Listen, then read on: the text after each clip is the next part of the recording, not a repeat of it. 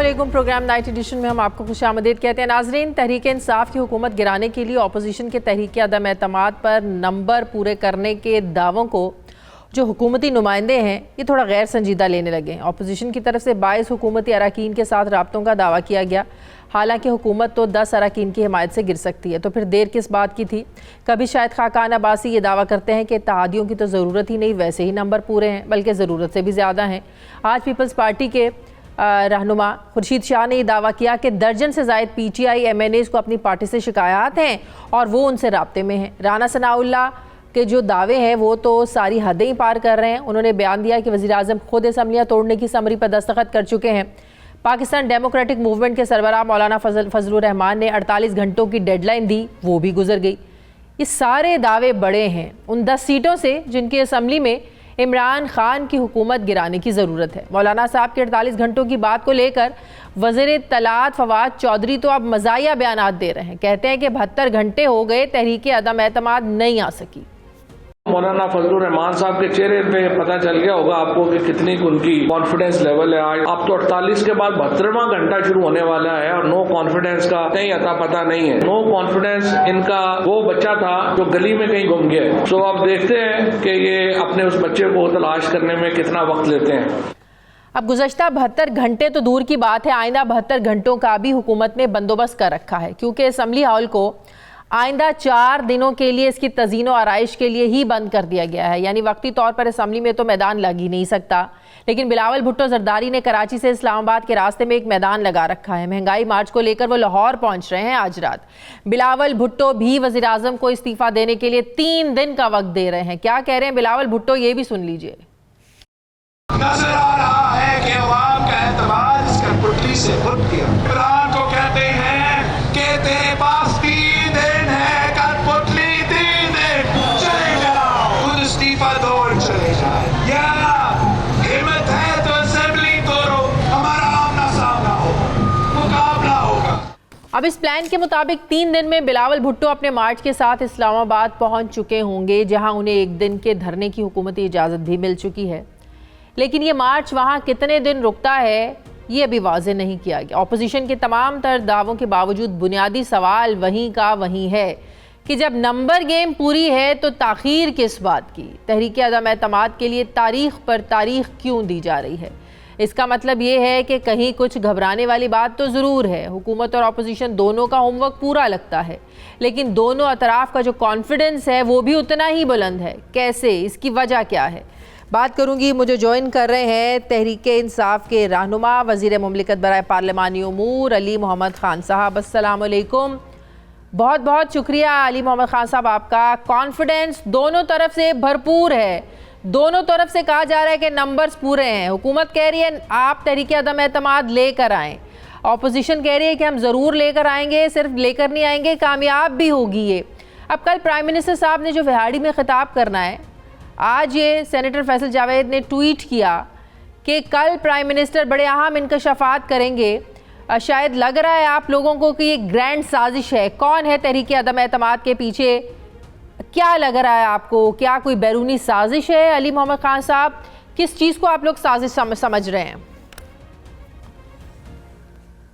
बिस्मिल्लाहिर्रहमानिर्रहीम, अल्लाहुम्मा सल्लि व सल्लिम व बारिक अला सय्यिदिना मोहम्मद। बहुत शुक्रिया शाहिद साहबा। कल वज़ीर आज़म साहब अपनी स्पीच में कुछ अहम बातें करेंगे। देखें, साजिश, अब ये जो हमारे जो मेंबर्स हैं अपोजिशन के, किसी पे कोई मुल्क दुश्मनी का तो कोई इल्ज़ाम नहीं लगा सकता, लेकिन बहरहाल हालात ऐसे पैदा किए जा सकते हैं जिसमें इमरान खान साहब जैसे लीडर्स, जो कि थर्ड वर्ल्ड में अगर कोई ऐसा लीडर टावरिंग पैदा हो जो उन मुल्कों को आगे लेके एक बहुत बड़े स्टैंड ले सके, एक आज़ाद फैसले कर सके, पाकिस्तान जैसे मुल्क को जो माजी में हमेशा किसी न किसी बड़ी ताकत का दुम चला रहा है, ऐसे मुल्क को अगर आज़ाद खारजा पॉलिसी देंगे और वो जिस तरह से रूस गए, जिस तरह से चाइना के साथ ताल्लुकात मजीद बेहतर हो रहे हैं, पाकिस्तान में जिस तरीके से पाकिस्तान में इन्वेस्टमेंट आ रही है और पाकिस्तान तो ग्रैंड साजिश, बैरूनी साजिश है जाने लगा और आप लोगों का इशारा अमेरिका की तरफ लग रहा है। तो देखें ऐसे हालात हमेशा पैदा किए जाते रहे हैं, चाहे वो भुट्टो साहब हों, चाहे शाह फैसल साहब हों मरहूम, ऐसे हालात पैदा किए जाते हैं کہ ایک جنرل لیڈرشپ آگے نہ بڑھے, ایک جنرل لیڈرشپ آزاد فیصلے نہ کرے, لیکن وقت ثابت کرے گا کہ ان باتوں میں کتنی حقیقت ہے. امریکہ اس سازش کے پیچھے امریکہ کو عمران خان جیسا وزیر اعظم سوٹ نہیں کر رہا ہے. کہ میں یہاں پہ ایک ذمہ دار عہدے پہ بیٹھ کے کسی ایک دوسرے ایک اہم ملک کے بارے میں کوئی غیر ذمہ دار بات تو نہیں کر سکتا, لیکن میں یہ ضرور کہنا چاہوں گا کہ جب عمران خان صاحب نے ایبسلیوٹلی ناٹ کہا, یا جب عمران خان صاحب چائنا کے ساتھ تعلقات کو مزید بہتر سے بہتر کرنے چائنا گئے, یا جب انہوں نے ایک آزاد خارجہ پالیسی کی بنیاد رکھتے ہوئے روس کا دورہ مشکل حالات میں کیا, تو اس کی تکلیف ویسٹ کو ہوئی ضرور ہے. بہرحال اپوزیشن کا محیط یوسف کا دورہ بھی برطانیہ نے منسوخ کر دیا, ایون خود انوائٹ کیا, ہم تیار ہیں جی اس کے لیے. تو کہیں نہ کہیں تو معاملات خراب ہیں مغرب کے ساتھ. دیکھیں عمران خان صاحب نے کلیئرلی یہ بات کی ہے کہ ہم کسی ملک کے خلاف نہیں ہیں, لیکن ہم کسی کی خوشی یا مرضی کے لیے اپنی خارجہ پالیسی وہ اس کے مطابق نہیں رکھ سکتے. ہم نے اپنی مفاد کے لیے, ریاست پاکستان کے عوام کے مفاد کے لیے ہم نے فیصلے کرنے ہیں, اور ہم نے ہر ملک سے اچھا تعلق رکھنا ہے. بزنس اپرچونٹیز تلاش کرنی ہے اپنے اسٹوڈنٹس کے لیے, ہمارے تعلقات انڈسٹری کے لیے, چاہے وہ امریکہ ہو, چاہے وہ ویسٹ گور ممالک ہوں, یو کے ہو, روس ہو یا چین ہو. ہم نے ہر ملک سے اپنا تعلق رکھنا ہے, اور پاکستان کوئی معمولی ملک نہیں ہے, واحد دنیا کی نیوکلیئر سپر پاور ہے اسلامی دنیا میں, اور ہماری جو اسٹریٹجک لوکیشن ہے وہ اس میں بہت سی چیزیں ایسی ہیں جس میں دنیا کی جو ہے ان کو ہماری ضرورت ہے. بہرحال چلیں آپ ملک کا نام نہ لیں, لیکن آپ یہ کہہ رہے ہیں کہ اس وقت جو اپوزیشن ہے وہ کسی بیرونی ایجنڈے پر, کسی بیرونی سازش کے تحت تحریک عدم اعتماد لے کر آ رہی ہے.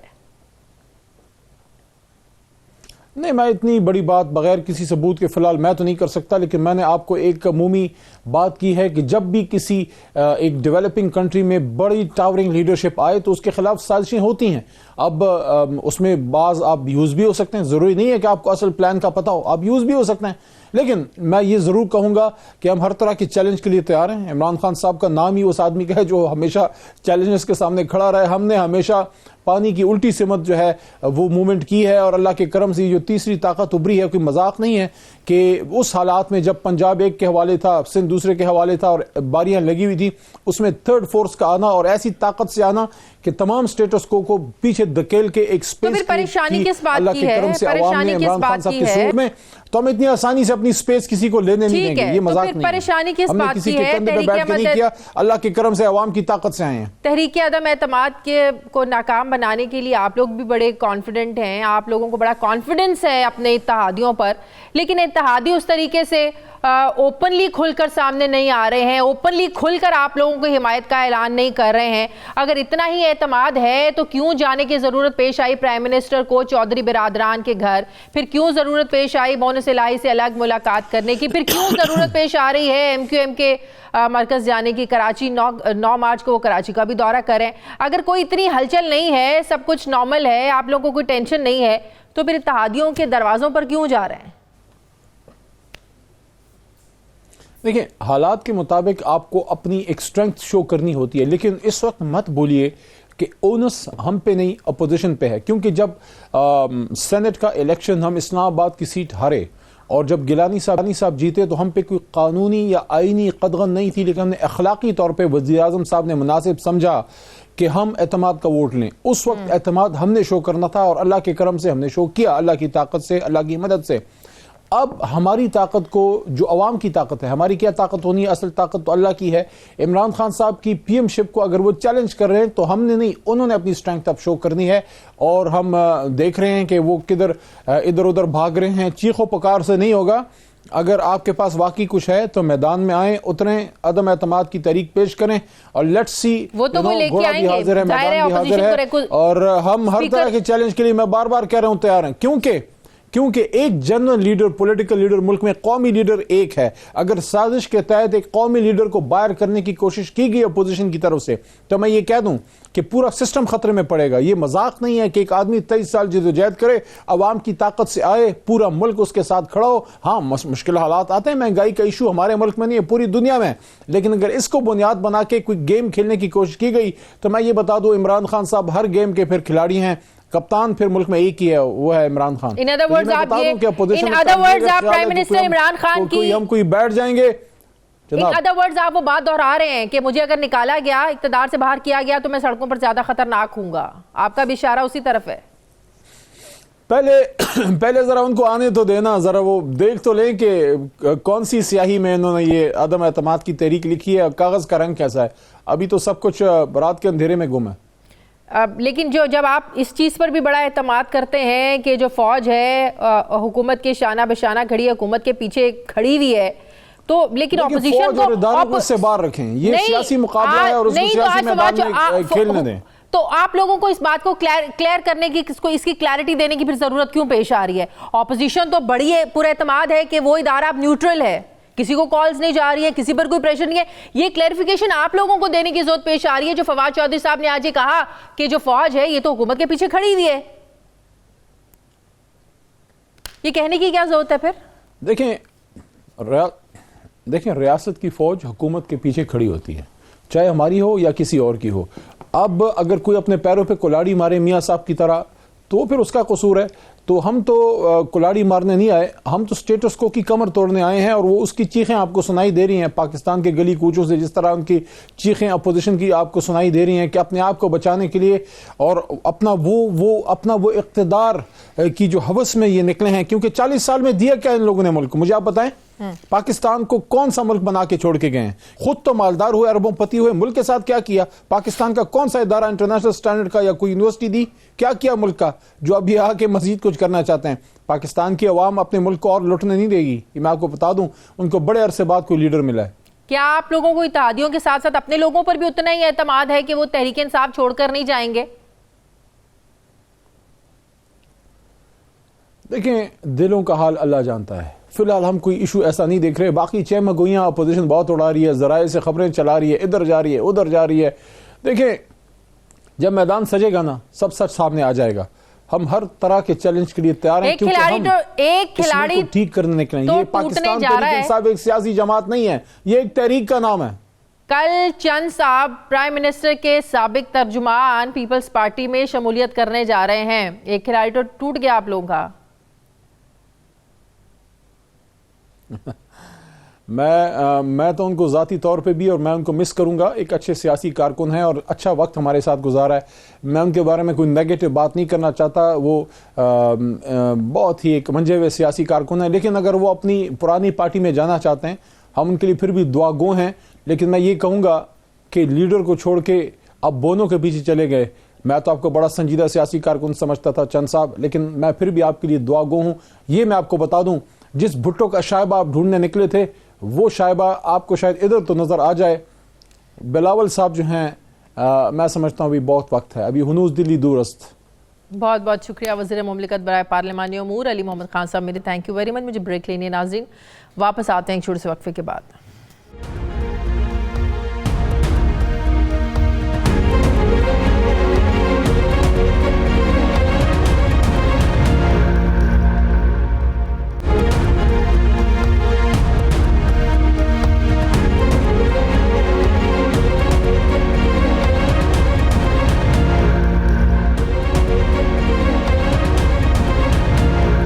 بریک کے بعد ایک بار پھر سے آپ کو خوش آمدید کہتے ہیں. پاکستان پیپلز پارٹی کے سینئر رہنما سینیٹر مولا بخش چانڈیو صاحب مجھے جوائن کر رہے ہیں.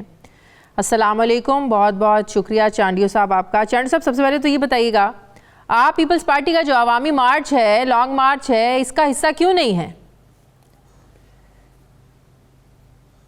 میں تو ہوں نا اس کا. میرے بیٹے, میرے بھتیجے, میرے دوست سب اس میں شریک ہیں. میرے کمر کا آپریشن ہوا ہے, میں زیادہ چل نہیں سکتا, سفر نہیں کر سکتا. کل میں سکھر میں تھا, چیئرمین صاحب کی میٹنگ میں تھا, سندھ میں بھی ساتھ ساتھ چلا ہوں.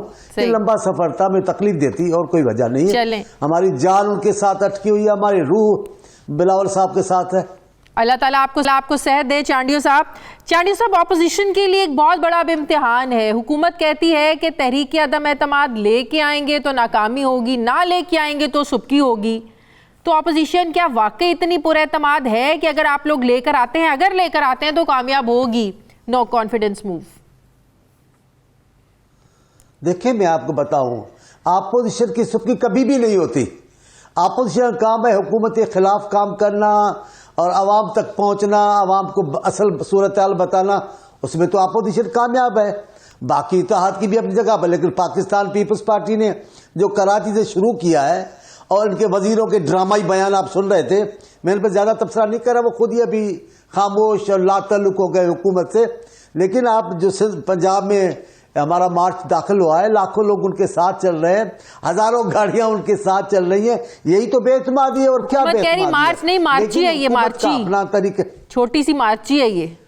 جی کوئی کیا کہتے ہیں؟ کون کہتا ہے؟ حکومت کہہ رہی ہے، وہ کہتے ہیں کہ مارچ ہے، اس کو کہتے ہیں عوامی مارچ. ابھی حکومت کا اچھا چلیں، جو ان کی مارچی چل رہی ہے اس کی تصویریں بھی نکلوائیں. جو یہ سندھ میں 2-3 وزیر لے کے نکلے ہیں سندھ کو فتح کرنے، آج حیدرآباد کے اتنے بڑے شہر میں جو انہوں نے حیدر چوک پہ جمع ہوئے ہیں، دیکھیں وہ گننے 100 سے زیادہ تو آدمی نہیں ہے جن میں یہ ہمارے وزیر خارجہ بڑے جاہو جلال سے خطابات فرما رہے ہیں. کہیں 200 ہیں، کہیں 300 ہیں، کہیں 150 ہیں. حیدرآباد میں 200 آدمی بھی نہیں ہے. الحمدللہ بلاول صاحب کراچی ٹھٹا سندھ کو چھوڑے نا، پنجاب میں جیسے ہی پنجاب میں داخل ہوئے الحمدللہ گھوٹکی کے بعد آپ دیکھیں رحیم یار خان، یہ ملتان اوکاڑا، آپ دیکھیں تو صحیح ان کے لوگوں کے اجتماع.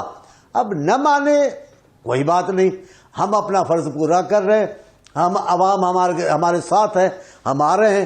کل انشاءاللہ لاہور، آج لاہور پہنچ گئے ہیں، ہاں جی کل انشاءاللہ رواں دواں ہوں گے. بالکل صحیح، بالکل صحیح. چانڈیو صاحب یہ بات تو ٹھیک ہے کہ پیپلز پارٹی کا الگ سے یہ مارچ ہے، لیکن اپوزیشن کی اور جماعتوں، آپ لوگوں نے کہا بھی تھا جو شامل ہونا چاہے وہ آ کر شامل ہو، اپوزیشن کی کوئی جماعت، اپوزیشن نے کوئی اپنے لوگ کوئی شامل نہیں ہوا آپ کے ساتھ؟ کیا لاہور میں ناصر باغ میں کل جلسہ کرنا ہے، کیا باقاعدہ آپ لوگوں نے کیوں دعوت نہیں دی نون لیگ کو یا اپوزیشن کی اور جماعتوں کو کہ آپ آئیں، جبکہ پی ٹی ایم نے کہا ہے کہ 23 مارچ کے لانگ مارچ میں پیپلز پارٹی ہمیں جوائن کرے، ہمارا ساتھ دے؟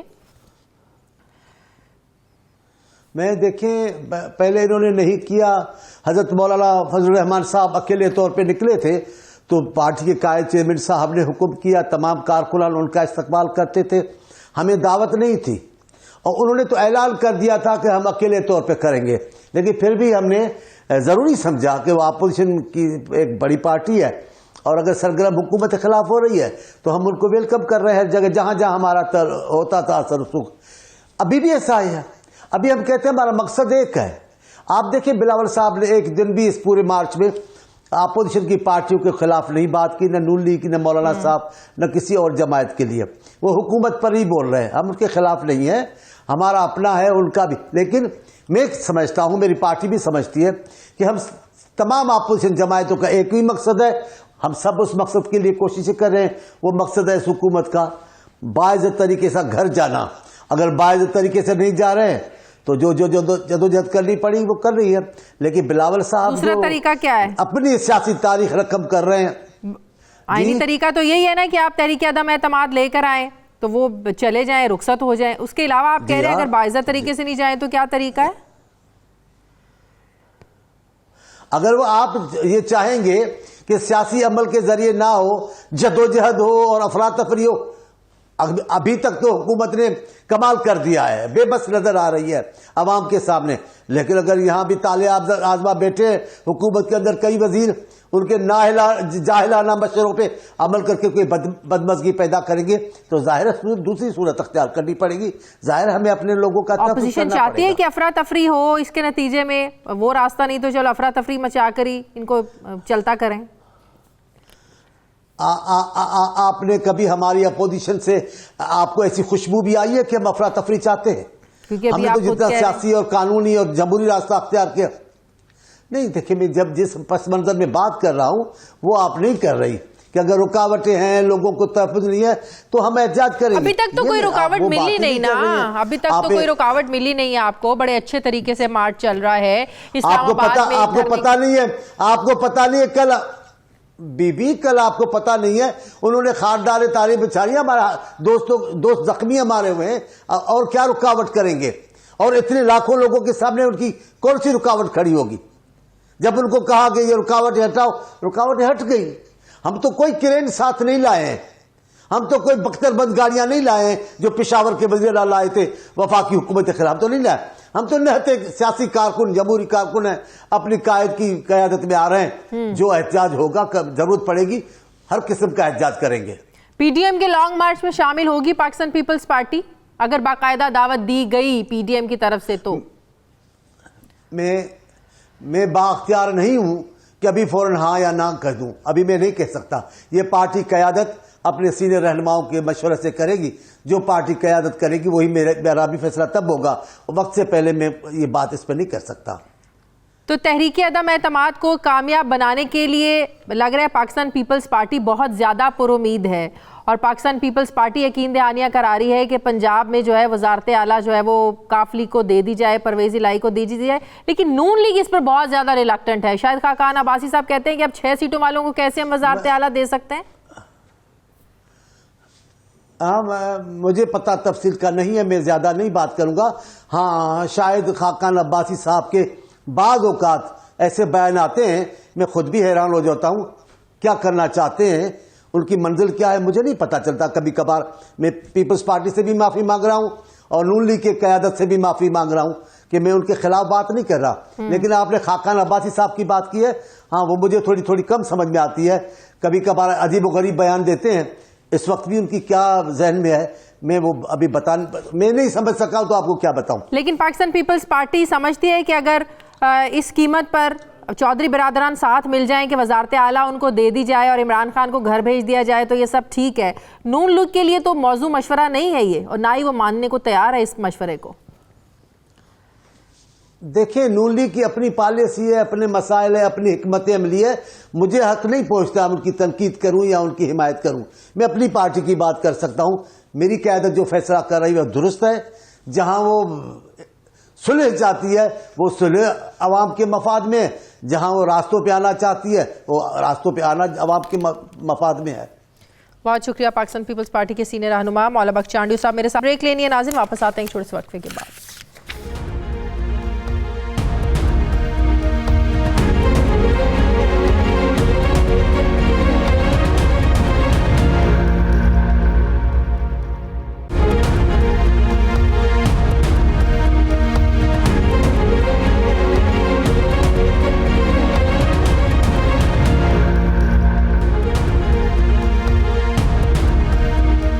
ब्रेक के बाद एक बार फिर से आपको खुशामदीद कहते हैं नाजरीन। कोई भी हुकूमती पॉलिसी, ऑर्डिनेंस, आइन या बुनियादी इंसानी हुकूक से मुतसादिम नहीं हो सकता, और अगर ऐसा किसी को लगे तो इसे अदालत से फ़ैसला करा लेना चाहिए। इसी तरह कोई किसी के साथ ज़्यादती करे तो दूसरा जो फ़रीक है कानून या अदालत की मदद से ज़ाहिर है चाराजोई का हक़ रखता है। पाकिस्तान में पीका ऑर्डिनेंस यानी पीका कानून में सख्त तरमीम को बुनियादी इंसानी हुकूक के मुनाफी जानते हुए सहाफ़ती तंजीमें पहले तो एहतजाज करने लगी। जब बात नहीं सुनी गई तो इस ऑर्डिनेंस को इस्लामाबाद हाई कोर्ट में चैलेंज किया गया, और अब हुकूमती वज़रा बजाय वहाँ अपनी वजाहत देने के अदालतों के जो रिमार्क्स हैं उस पर सवालात उठा रहे हैं। फवाद चौधरी ने काबीना के 22 अरकान के हाथों बने स्पीकर ऑर्डिनेंस को हाई कोर्ट के रिमार्क्स पर कैसे अहमियत दी, ज़रा सुनिए क्या कहा फवाद चौधरी साहब ने। कैबिनेट ने एक पूरा लॉ बनाया है, 52 लोग वहाँ पे बैठे हुए हैं, 300 बंदा जो है वो असेंबली में बैठा हुआ है, वो लॉ के ऊपर सोच रहा है। एक जज साहब जो है अगर उनको पसंद नहीं आएगा वो कहेंगे जी मेरी ओपिनियन मुख्तलिफ है, मैं लॉ को सेटिसाइड करता हूँ। इस तरह तो मुल्क नहीं चल सकते। जजेस को जितनी जल्दी ये बात समझ आ जाए, मैं बड़े एहतराम से अर्ज करूँगा, उतना ही मुल्क के लिए बेहतर है। मैं उन इंसिडेंट्स में नहीं जाना चाहता जहाँ पे जजेस ने पाकिस्तान के बारे में फैसले करके बिल्कुल कमर ही तोड़ दी हमारी। लॉ से आगे जाएंगे, आप पॉलिसी रजीम में घुसेंगे, आप गलत फैसले करेंगे, वो आपको नहीं करने चाहिए। अब सवाल ये पैदा होता है कि अगर मुल्क के मीडिया और सहाफ़ती तंजीमों को काबीना के 52 अरकान के किए गए फैसले पर एतराज़ है तो उनके पास जज या अदालत के पास जाने के अलावा फिर ऐसा कौन सा फोरम मौजूद है जहाँ उनकी दादरसी हो सके। मुल्क के अपोजिशन लीडर शहबाज शरीफ ने इसे काला कानून करार देते हुए कहा है कि सहाफ़त और सियासत दोनों के बगैर किसी एक की आज़ादी कायम नहीं रह सकती। पीका ऑर्डिनेंस 2016 में मुस्लिम लीग नून की हुकूमत में लाया गया था, लेकिन मौजूदा हुकूमत ने इसमें तरमीम करके इसको इतना ज़्यादा सख्त कर दिया गया है कि इससे ज़ाहिर है आज़ादी इज़हार राय को ख़तरात लाहक हो गए हैं, और हुकूमतें जिन्हें हमेशा मीडिया की तनकीद पसंद नहीं आती है फिर उनके पास ये इख्तियार आ जाएगा कि वो मीडिया के अलावा सोशल मीडिया इस्तेमाल करने वाले किसी भी आम शहरी को अपनी गिरफ्त में ले सकें। इस ऑर्डिनेंस के मुताबिक FIA को किसी भी शख्स की शिकायत पर इख्तियार हासिल होगा कि वो किसी भी पाकिस्तानी शहरी को फेक न्यूज़ के जुर्म में गिरफ्तार कर ले। फिर ये फेक न्यूज़ क्या है? اس کی تعریف بھی نہیں بتائی گئی ہے کہ آپ نے کس طرح اس کا کون سا ایسا پیمانہ ہے جس کے ذریعے آپ جائزہ لیں گے کہ یہ فیک نیوز ہے, یہ فیک نیوز نہیں ہے. تو لگ ایسا رہا ہے کہ فیک نیوز کی آڑ میں آزادی اظہار رائے کا گلا گھونڈنے کی کوشش کی جا رہی ہے. میں بات کروں گی, مجھے جوائن کر رہے ہیں سینئر صحافی تجزیہ کار مظہر عباس صاحب. السلام علیکم, بہت بہت شکریہ مظہر عباس صاحب. آج آپ نے بھی دیکھا ہوگا فواد چودھری صاحب نے جو باتیں کی پیکا آرڈیننس کو لے کر کے, 52 اراکین کوئی قانون منظور کرتے ہیں کابینہ کے لوگ, تو عدالت کو کوئی اگر فیصلہ کرنا ہے تو فل کورٹ بیٹھنا چاہیے. ایک جج کو حق حاصل نہیں کہ پالیسی کا اکیلا فیصلہ کرے. ایک جج کہتا ہے اس کو پسند ہی نہیں آیا. تو ایسے تو ملک کے جو قانون ہے, نظام ہے, یہ تو نہیں چل سکتا. حکومت کیوں اتنی بضد ہے کہ پیکا آرڈیننس کو ہی ایز اٹ از اس کو لاگو ہونا چاہیے, نافذ ہونا چاہیے, آلدو یہ کہہ تو چکے ہیں. نمبر 1. نمبر 2, یہ حکومت جو ہے, جو حد کے عزت ہے, اس کو پیکا قوانین کے ساتھ کیوں جوڑ رہی ہے جبکہ آلریڈی حد کے عزت کے تو قانون موجود ہے؟ شکریہ شازیہ. دیکھیے میری سمجھ میں نہیں آتا کہ فواد چودھری صاحب کا سارا مسئلہ یہ رہ گیا ہے کہ میڈیا کو کس طریقے سے ٹائٹ کیا جائے, کس طریقے سے اس کا اور یہ صرف اس مرتبہ ہی نہیں ہو رہا, یہ جب پہلی مرتبہ انفارمیشن منسٹر بنے تھے تب بھی اور اب بھی, اور جب آپ نے ابھی کچھ دنوں پہلے ہی جو ہے وزیر اعظم نے چودھری پرویز الہی صاحب کو یہ کہا تھا, ثالثی کا ان کا رول ادا کرنے کا کہا تھا, اور انہوں نے کہا تھا کہ آپ ثالثی کا رول. اس کے بعد ابھی میں آج ہی سن رہا تھا, پہلے فواد چودھری بولے, ان کا بھی جو ہے وہ ٹارگٹ میڈیا, اس کے بعد شہباز گل صاحب کو سنا, اس کا ٹارگٹ بھی صحافی. میری سمجھ میں نہیں آ رہا کہ گورنمنٹ اتنی زیادہ جو ہے ان کا ایٹیٹیوڈ اگینسٹ جرنلسٹ کیوں ہوتا جا رہا ہے, اگینسٹ میڈیا کیوں ہوتا جا رہا ہے. یہی میڈیا تھا کہ عمران خان صاحب کہتے نہیں تھکتے تھے کہ اگر میں اس پوزیشن پر آ ہی نہیں سکتا اگر میڈیا نہیں ہوتا. میں اور وہ ہر ان کی دوسری تقریر میں میڈیا کے لیے جو ہے وہ ایک زبردست ان کی تقریر ہوتی تھی میڈیا کے حوالے سے. میڈیا نے جس طرح ساتھ دیا, وہ چھوڑیں کہ میڈیا نے آج تو انہیں عدم اعتماد کے بارے میں بھی یہی لگ رہا ہے کہ میڈیا کو زیادہ ٹینشن ہے کہ عدم اعتماد آنی ہے نہیں آنی ہے, کامیاب ہونی ہے نہیں, کہتے ہماری صفحے میں تو کوئی ہلچل نہیں ہے. وہ اس کا ملبہ بھی میڈیا پہ ڈال رہے ہیں. نہیں, وہ ڈالیں, ضرور ڈالیں, ان پہ ان کا رائٹ ہے, وہ تنقید کریں. میں صرف یہ جو ہے وہ پرائم منسٹر اس چیز کو یاد رکھیں کہ انہیں مس گائیڈ کیا جا رہا ہے. یہ یاد رکھیے گا, انہیں مس گائیڈ کیا جا رہا ہے. ابھی کچھ دنوں پہلے ایک پروگرام میں فواد چودھری صاحب میرے ساتھ تھے. میں نے کہا فواد صاحب آپ کہتے ہیں کہ جی اگست سے ہم نے ان کو دیا تھا, ان کو ٹائم لائن میں نے بتا دی, اس میں بتا دیا ان کو کہ جی آپ اگست میں کمیٹی بنی, اکتوبر میں اس کا اجلاس ہوا, اکتوبر میں انہوں نے فیک نیوز کی ڈیفینیشن پہ بات ہوئی, فیک نیوز کی ڈیفینیشن انہیں دے دی گئی.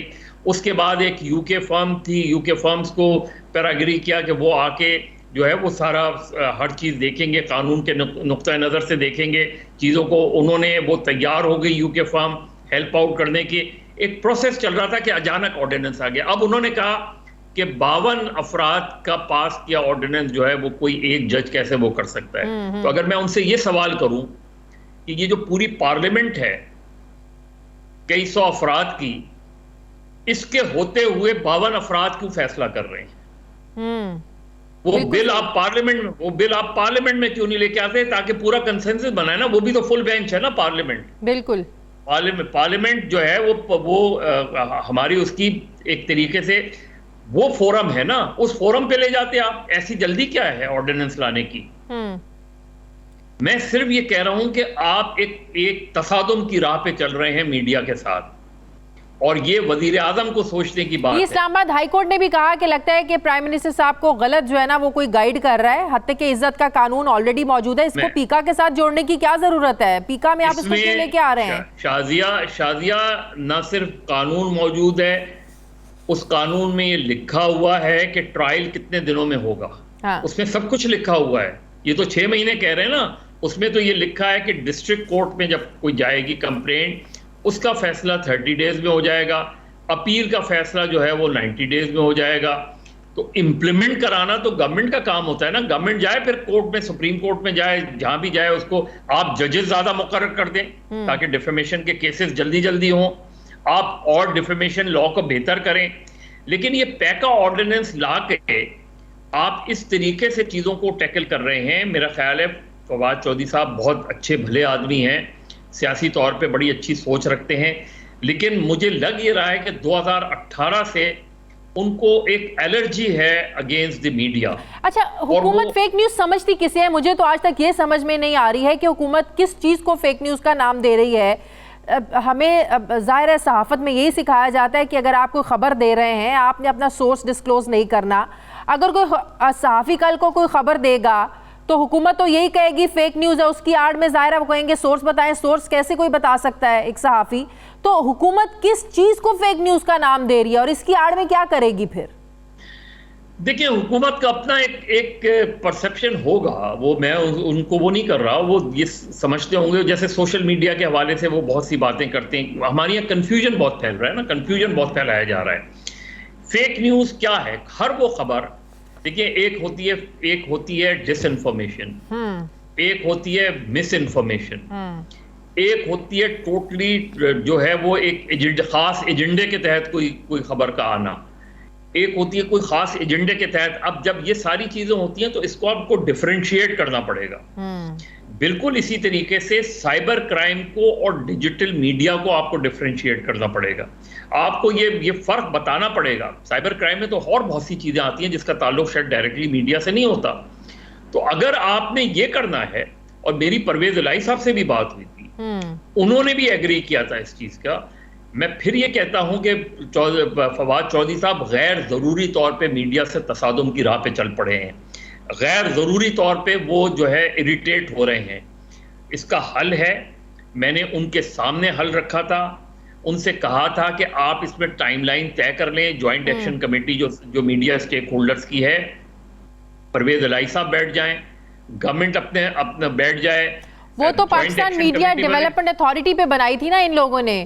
نہیں چلیں اس پہ بھی کر لیں. میں نے ان کو ٹائم لائن بھی بتائی تھی. اور ابھی جب سی پی این ای کے تحت ایک سیمینار ہو رہا تھا تو سی پی این ای والوں سے جوائنٹ ایکشن کمیٹی کو بھی میں نے تجویز دی تھی کہ بھائی آپ اس کے لیے, کیونکہ یہ بڑے اس میں ڈیجیٹل میڈیا کے حوالے سے بجائے اس کے کہ آپ ایف آئی اے پولیس اس طریقے سے ٹریٹ کریں, ایک پروفیشنلز کا بورڈ بنائیں آپ جس میں آئی ٹی ایکسپرٹس ہوں. جب ایک چیز ثابت ہو جائے کہ ہاں یہ جرنلسٹ ایک خاص کسی موٹیو کے تحت کوئی چیز کر رہا تھا اور اس کے پاس کوئی ثبوت نہیں ہے, اس کا کیس بھلے آپ ریفر کر دیں. اصل چیز یہ کہ بیٹھے ساتھ ٹائم لائن طے کریں کہ جی 60 روز میں ہم نے یہ سارا ڈرافٹ بنانا ہے, آرڈیننس کو وڈرا کریں. جب آرڈیننس وڈرا ہوگا تو وہ جو پٹیشنز کورٹس میں فائل ہیں وہ بھی وڈرا ہو جائیں گی یا یہ تو اس حکومت کی بات ہے نا مظہر عباس صاحب. آج جو اپوزیشن اس کو اپوز کر رہی ہے, کل وہی اگر اقتدار میں آتے ہیں, میرا خیال ہے ان کو بھی ایز اٹ از یہ سوٹ کرے گا, یہ پیکا آرڈیننس یہ وہ بالکل سوٹ کرے گا. دیکھیے شادیہ, جب پیکا ایکٹ بن رہا تھا 2016 کا, اس وقت انوش رحمان صاحبہ جو پی ایم ایل این کی منسٹر تھیں, ان سے میرا یہ آرگومنٹ رہتا تھا کہ دیکھیے ہمارے یہاں مسئلہ یہ رہا ہے کہ حکومت جو کوئی قانون بنانا چاہتی ہے تو وہ صرف اپنے ٹینیور کو سامنے رکھتی ہے, وہ یہ نہیں دیکھتی کہ کل وہ اپوزیشن میں ہوں گے. بالکل. آج جب یہ فواد چودھری صاحب یہ ایکسرسائز کر رہے ہیں, ان سے بھی میں نے کہا کہ یہ یاد رکھیے گا کہ جو قوانین آپ آج بنا رہے ہیں وہ کل آپ کو ہرٹ کریں گے. بالکل. یہ پاکستان کی سیاسی تاریخ میں حکومتوں کا یہ المیہ رہا ہے, سیاسی جماعتوں کا, سویلین گورنمنٹس کا, کہ وہ اپنے لیے اپنی اپوزیشن کو یا اپنے اوپوننٹس کو کرش کرنے کے لیے قوانین بناتے ہیں, اور کل جب وہ خود اپوزیشن میں ہوتے ہیں تو وہی قوانین ان کے خلاف استعمال ہوتے ہیں. بالکل صحیح. لیکن بدقسمتی سے ہمارے یہاں سبق سیکھا نہیں جاتا, تو اس لیے یہ حکومت بھی لگتا ہے کہ وہ تاریخ سے سبق نہیں سیکھ رہی. بہت بہت شکریہ سینئر صحافی تجزیہ کار مظہر عباس صاحب. میرے سے بریک لینے. ناظرین واپس آتے ہیں ایک چھوٹے سے وقفے کے بعد.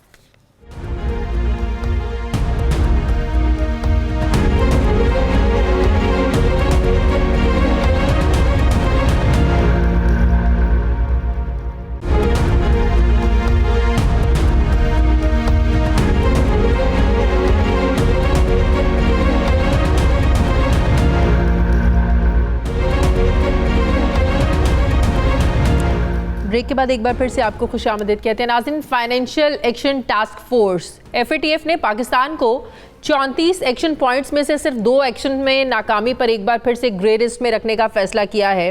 पाकिस्तान ने मालियाती जराइम पर जो वादे पूरे किए, फैटफ ने इसकी तारीफ तो की, लेकिन ये तारीफ भी हमें ग्रे लिस्ट से नहीं निकाल पाई। अब इस साल जून तक दोबारा वक्त दिया गया है कि बकिया जो 2 एक्शंस हैं इनको भी कंप्लीट किया जाए। नाज़रीन, पाकिस्तान ने FATF की शराइत पूरी करने के लिए हर किस्म के इक़दाम किए। गुज़श्ता साल में कई क़वानीन मंजूर किए। इन क़वानीन में इंसदाद मनी लॉन्ड्रिंग, इंसदाद दहशत गर्दी, वक्फ प्रॉपर्टीज़ कानून, म्यूचुअल लीगल असिस्टेंस कानून समेत 14 वफाकी और 3 सूबाई क़वानीन बनाए गए।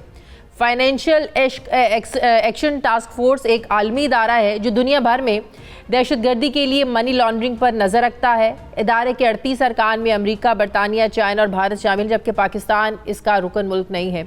इस इदारे का इजलास जो है ये साल में 3 बार होता है। अभी भी 1 मार्च से 4 मार्च तक कल तक इसका इजलास था। फैटफ के सिफारिशात पर आलमी पाबंदियाँ लगाई जाती हैं। गुज़श्ता साल भारत के एक बयान ने उस वक्त फैटफ जैसे आलमी इदारे पर सवालात खड़े कर दिए जब इंडियन वज़ीर बराए ख़ारजा उमूर S जयशंकर ने यह बयान दिया कि पाकिस्तान का फैटफ की ग्रे लिस्ट से नाम भारत ने नहीं निकलने दिया। तो पाकिस्तान के वज़ीर ख़ारजा शाह महमूद कुरैशी ने भी फैटफ का जो जानिबदाराना रवैया है इस पर और सियासी किरदार की तरफ ये कहते हुए उंगली उठाई थी कि कुछ ताकतें चाहती हैं कि पाकिस्तान पर फैटफ की तलवार लटकती रहे। अब हकीकत क्या है?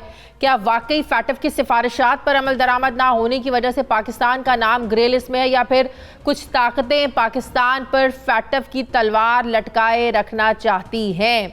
मैं बात करूंगी साबिक सफ़ीर शाहिद अमीन साहब मुझे ज्वाइन कर रहे हैं। अस्सलाम वालेकुम, बहुत बहुत शुक्रिया शाहिद अमीन साहब आपका। शाहिद अमीन साहब, 34 एक्शन पॉइंट्स में से सिर्फ 2 पॉइंट्स ऐसे रह गए हैं जिस पर पाकिस्तान को मज़ीद काम करना बाकी है। ऐसा नहीं कि उन पर काम नहीं हुआ, मज़ीद काम करना उस पर बाकी है। FATF इस पर तारीफ़ भी करता है, लेकिन आपको लगता है कि ये सिर्फ सिफारिशात की वजह से कि उन पर अमल दरामद नहीं हुआ 2 पॉइंट्स पर, या मामला इसके पीछे कुछ और है? जैसे मैंने अभी अपने इंट्रो में भी कहा, पिछली बार ये सारा भांडा फोड़ दिया था भारत के S जयशंकर ने कि भारत की वजह से जो है ना वो FATF नहीं निकालता है पाकिस्तान को ग्रे लिस्ट से।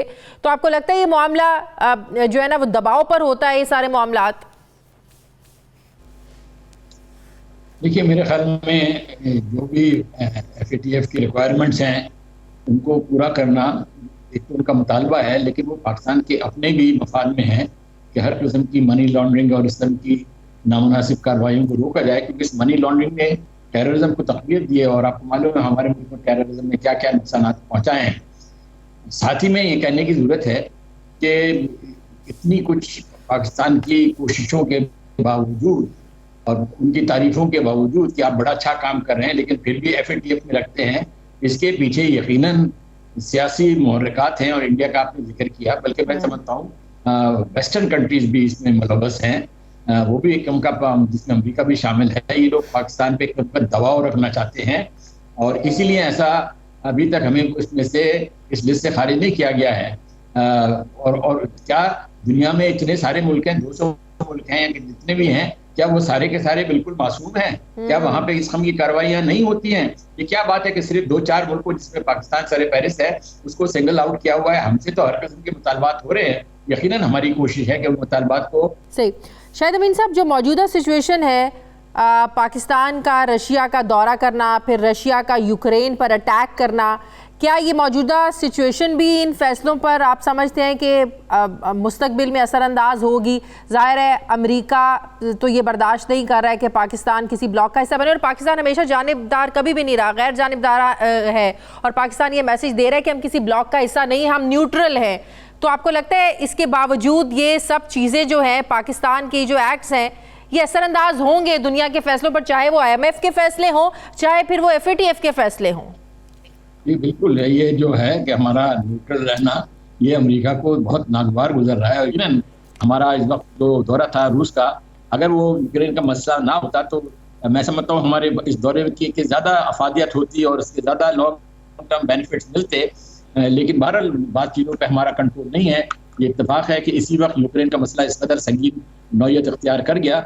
लेकिन मैं समझता हूँ जो पाकिस्तान ने पॉलिसी इख्तियार की है कि हम कोई किसी एक फरीक के हिस्सा नहीं हैं, हम कोशिश कर रहे हैं, बल्कि हम ये कहते हैं कि ضرورت اس بات کی ہے اس مسئلے کو اور دیگر ایسے مسئلوں کو ڈپلومیٹک طریقے سے، سفارتی طریقے سے، پرامن طریقے سے حل کیا جائے.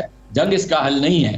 لیکن ہم جس طریقے سے دنیا کو میسج دینے کی کوشش کر رہے ہیں کہ ہم غیر جانبدار ہیں، ہم نیوٹرل ہیں، دنیا بھی کیا ہمارے اس جسر کو ایسے ہی لے رہی ہے؟ کیا واقعی وہ سمجھ رہے ہیں کہ ہم نیوٹرل ہیں؟ اگر تو یہ سمجھ رہے ہیں نیوٹرل ہے تو پھر یہ اس طرح کے پابندیاں اور اس طرح کا سخت رویہ کیوں ہے؟ دیکھیے وہ یوکرین کے سلسلے میں ان لوگوں کا ویسٹ کا موقف یہ ہے کہ نیوٹرلٹی جو ہے وہ بالکل نامناسب ہے، کیونکہ وہی والی بات ہے کہ گڈ اور ایول کے بیچ میں آپ کہیں کہ میں تو نیوٹرل ہوں، تو وہ ان کی ذہنیت میں یہ ہے کہ یوکرین کا مسئلہ ایسا ہے. اور ایک لحاظ سے اس میں کچھ وزن بھی ہے. دیکھیں یوکرین میں جو ایک چیزیں ضرور ہیں کہ ہم ایک چھوٹا ملک ہے اور ہمارا بھی انٹرسٹ یہ ہے کہ کوئی بڑا ملک چھوٹے ملک کے خلاف یک طرفہ کارروائی نہ کرے.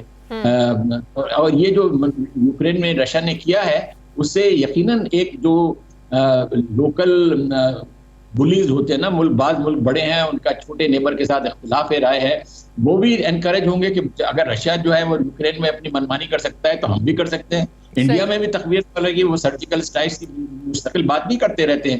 تو یہ ایک غلط پریسیڈنٹ تو ہے، میرے اپنی ذاتی رائے یہ ہے.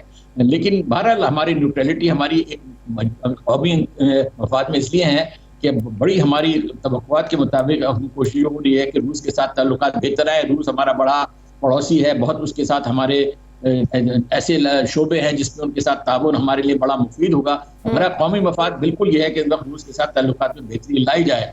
اب یہ اتفاق ہے کہ یوکرین کا مسئلہ خدا بیچ میں کہیں سے آ گیا ہے، اس کو جس طریقے سے خوش اسلوبی سے ہم اس کو ہینڈل کر سکتے ہیں وہ کریں. نیوٹرلٹی اپنی جگہ قائم رہنی چاہیے. بہت بہت شکریہ سابق سفیر شاہد امین صاحب میرے ساتھ تھے. بہت شکریہ. آپ کا پروگرام کا وقت ختم ہو گیا. فیڈ بیک ضرور دیجیے گا. اپنا خیال رکھیے گا. مجھے اجازت دیجیے. اللہ حافظ.